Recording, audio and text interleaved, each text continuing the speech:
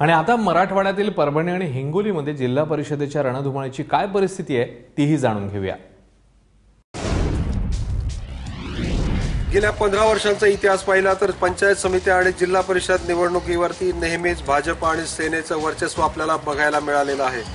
जिल्ह्याच्या राजकारणात कोणत्याही निवडणुका असो त्यावर एकनाथराव खडसे यांची घट्ट पकड असल्याचं नेहमीच आपल्याला बघायला मिळत होतं।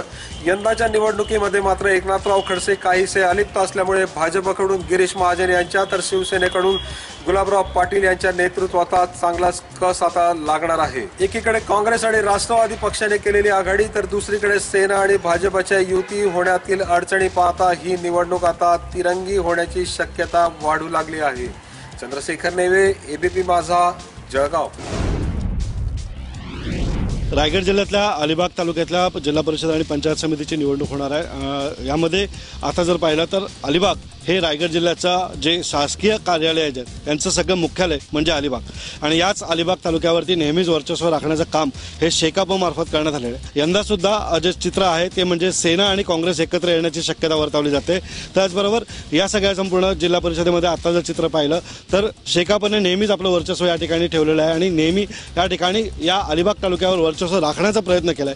यंदा सुद्धा शेकापा आणि राष्ट्रवादी एकत्र राहणार आहे तर विरोधक राहणार आहे ते म्हणजे सेना आणि काँग्रेस। त्यामुळे एकंदरीतच या तालुक्यावरती यंदा मात्र वर्चस्व कोण राखणार, शेकाप राष्ट्रवादी पुन्हा एकदा बाजी मारणार की सेना आणि काँग्रेसचा चक्र या ठिकाणी पुन्हा एकदा दिसून येईल हे बघणं गरजेचं राहणार आहे।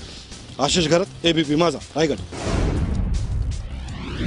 जिल्हा परिषद निवडणुकांचे बिगुल वाजतात प्रत्येक पक्षामध्ये आता बंडाळी आणि नाराजी पाहायला मिळण्याची शक्यता, विशेषतः याचा फटका काँग्रेस आणि राष्ट्रवादीला बसण्याची शक्यता आहे। दिग्रस मतदारसंघाचे काँग्रेसचे नेते संजय देशमुख हे काँग्रेससोबत नाराज आहे तर दुसरीकडे कळंब मतदारसंघाचे प्रवीण देशमुख हेही राष्ट्रवादीला रामराम करण्याच्या तयारीत आहे। याचा फटका काँग्रेस आणि राष्ट्रवादीला येत्या निवडणुकीत बसण्याची शक्यता आहे तर दुसरीकडे शिवसेना आणि भाजपला याचा कसा फायदा होतो हे पाहणं महत्त्वाचं ठरणार आहे। कपिल श्यामकोर, एबीपी माझा, यवतमाळ। अमरावती जिल्हा परिषदेच्या 59 जागांसाठी काँग्रेस व राष्ट्रवादी काँग्रेसकडून वेगवेगळ्या मुलाखती घेण्यात आल्या। मात्र दोन्ही पक्षांनी वेगवेगळ्या मुलाखती घेतल्यामुळे उमेदवारांमध्ये आघाडी संदर्भात संभ्रम निर्माण झालेला आहे। काँग्रेसने जे इच्छुक उमेदवारांच्या मुलाखती घेतल्या त्यामध्ये 400 उमेदवारांनी मुलाखत दिल्या आहेत तर राष्ट्रवादीकडून 200 इच्छुक उमेदवारांनी मुलाखती दिल्या। आघाडी नसल्यामुळे उमेदवार व इच्छुक उमेदवारांमध्ये एक संभ्रमाची स्थिती निर्माण झालेली आहे। मात्र राष्ट्रवादीकडून स्थानिक स्तरावर आघाडी करण्यास इच्छुक असले तरी काँग्रेस मात्र स्थानिक स्तरावर आघाडी करण्यास इच्छुक नसल्याचं दिसून येत आहे। यामुळे आघाडी होईल की नाही होईल याकडे सर्व उमेदवारांचं लक्ष आहे। शशांक चौरे, एबीपी माझा, अमरावती। मिनी विधानसभा अशी ओळख असलेल्या जिल्हा परिषद निवडणुकांचे बिगुल वाजले आणि कार्यकर्ते जोमाने कामाला लागले। अद्याप कोणत्याही पक्षाने अधिकृत यादी जाहीर केलेली नाहीये, परंतु पक्षातील वरिष्ठ नेत्यांनी दिलेल्या आशीर्वाद आणि तोंडी आदेशामुळे हे कार्यकर्ते आपापल्या मतदारसंघामध्ये जाऊन मतदार आणि नातेवाईकांच्या भेटीला लागलेले आहेत। येणाऱ्या काही काळामध्ये चारही पक्षांच्या अधिकृत याद्या जाहीर होतील आणि त्यानंतर खरी रंगत येईल ते प्रचारामध्ये। त्यामुळे सध्या तरी जे उमेदवार कामाला लागलेले आहेत ते नेत्याच्या तोंडी आदेशावर। विशाल माने, एबीपी माझा, परभणी। हिंगोली जिल्हा परिषदेमध्ये सेना व भाजपची युती होणार नाही हे आता स्पष्ट झालेलं आहे।